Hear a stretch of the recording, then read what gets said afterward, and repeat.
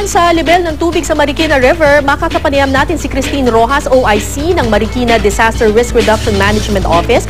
Magandang umaga, Ms. Rojas. Yes, hello, good morning po. Okay, ma'am, sa mga oras na ito, ano po ang level ng tubig sa Marikina River? Ma'am, as of now, 15.4 meters po ang ating water level sa Santo Niño Bridge, yung ating official water level gauge. I understand yung critical level is 18 meters, right?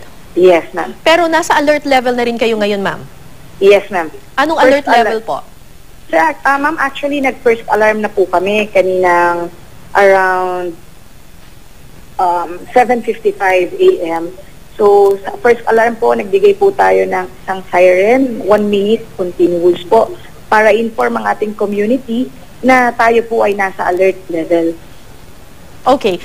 So ano po ang payo ngayon sa komunidad?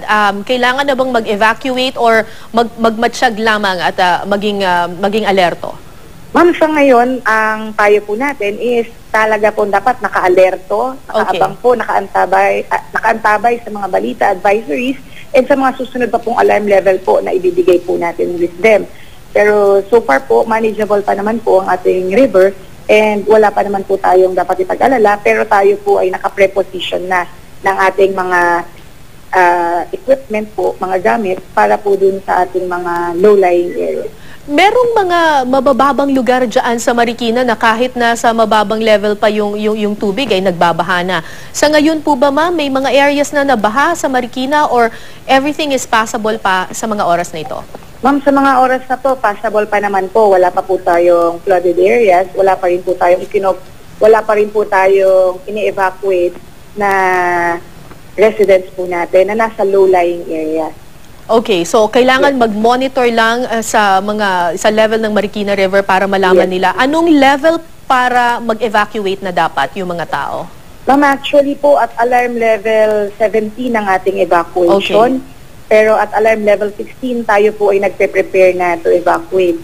Nagbibigay rin po tayo ng katumbas na sirena, in which ito po yung 2 minutes intermittent siren para po inform sila na kailangan maghanda na sa pag-evacuate. And at alarm level 3, 17, ito po ay nagbibigay tayo ng 5 minutes continuous na siren para po ipaalam sa kanila na kailangan na po nating mag-evacuate. Miss Christine, ano po ang pwedeng tawagan or puntahan ng mga residente kung sakasakaling gusto nilang magkaroon ng impormasyon sa level ng tubig sa Marikina? Ma'am, ngayon po, pwede po silang tumawag sa 161. Ito 161? Yes po.